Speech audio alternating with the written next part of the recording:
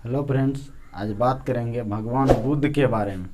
भगवान बुद्ध नेपाल में जन्म लेकर के और बिहार तक आकर पूरे इंडिया ही नहीं वर्ल्ड में छाए हुए हैं। कैसे छाए हैं उसके बारे में जानेंगे।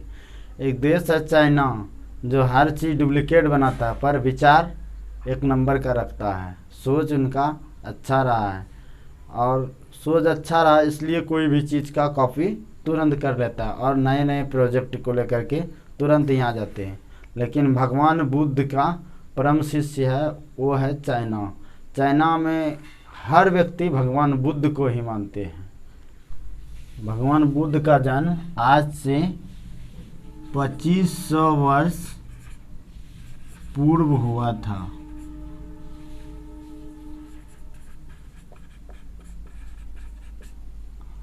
किस जगह हुआ था?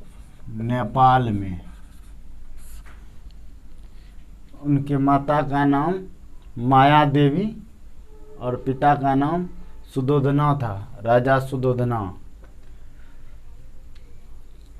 भगवान बुद्ध का नाम सिद्धार्थ पड़ा था, सिद्धार्थ गौतम। पहले राजा के ज़माने में कुल गुरु हुआ करते थे। कुल गुरु द्वारा उनका नाम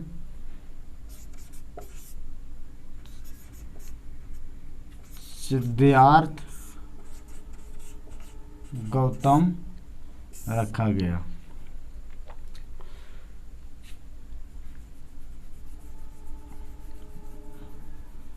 सिद्धार्थ के माता माया देवी का देहांत 7 दिन बाद हो गया।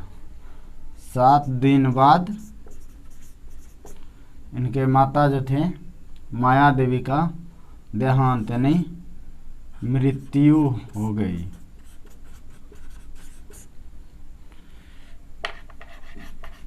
इनको पालने के लिए राजा सुदोधना ने अपने वाहन महाप्रजापति को दे दिया और राजा सुदोधना अपने पुत्र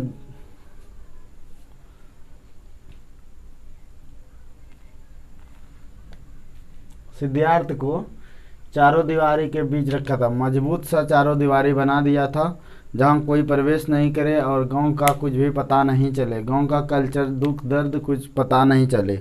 उनको शंका था कि गौतम बाहर का कल्चर देख करके कहीं बाहर नहीं चले जाए, संन्यास जीवन नहीं ले ले या पर राजा राजपाट नहीं छोड़ दे। उनका एक ही लड़का था इसलिए उनको शंका था। तो 17 साल में सिद्धार्थ का शादी करा दिया गया। इसलिए शादी करा दिया गया कि वो कहीं बाहर नहीं जाए और अपनी पत्नी के साथ रहे और राजकुमार राजा के रूप में रहे।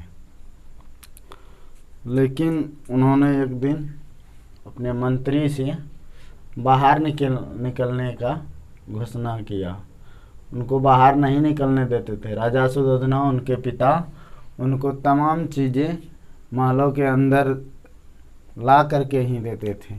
हर चीज़ का, खाने का स्वादिष्ट भोजन, रहने का उत्तम प्रबंध और कपड़ा, हर चीज़ सुंदर सुंदर वस्तु उनको चारों दीवारी के अंदर देते थे। उनके पत्नी का नाम, सिद्धार्थ का पत्नी का नाम यशोधरा था। यशोधरा नाम की लड़की से सिद्धार्थ का शादी करवा दिया गया। इनसे एक पुत्र हुआ जिनका नाम राहुल रखा गया।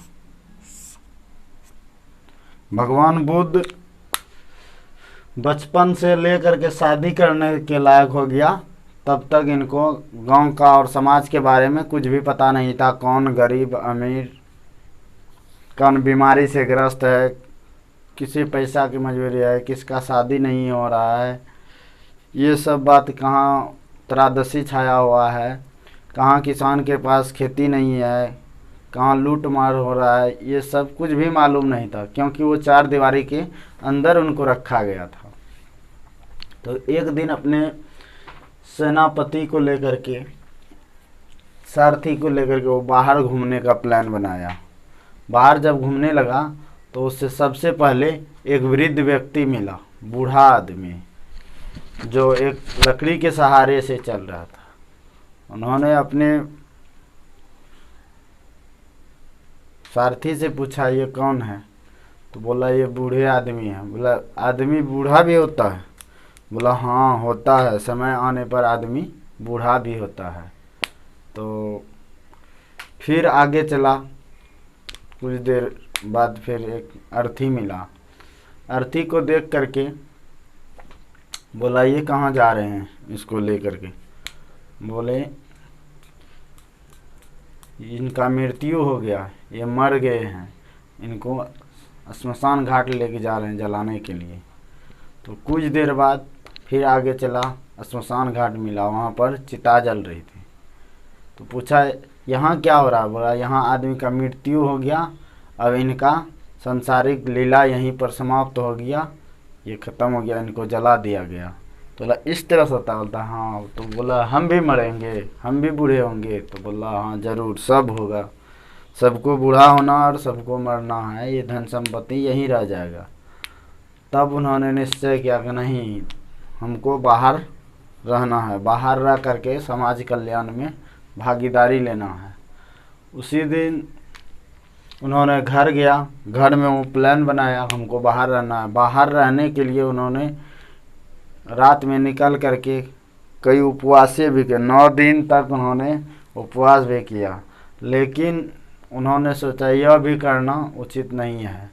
संगीता नाम की लड़की से उन्होंने अपना उपवास तोड़वाया और फिर संन्यास जीवन और दूसरे के पास भिक्षुक के तरह मांग करके कोई अननोन व्यक्ति के साथ, जो उनको नहीं पहचाने, उनके साथ अपना जीवन यापन करना चाहता था और उनके दुख दर्द सबको लेकर के चलना चाहता था। तो नेपाल से चल कर के उन्होंने बिहार में भी अपना, बिहार बोध गया में, जहाँ बोध गया मशहूर है जगह, वो बिहार है, जहाँ पर उन्होंने उनको भगवान बुद्ध को विद्या प्राप्त हुआ। वहीं से उन्होंने अपना पूरा संसार भ्रमण में लगाया और देश कल्याण के लिए बहुत उपनिषदें लिखी और प्रेरणादायक बातें को शामिल किया।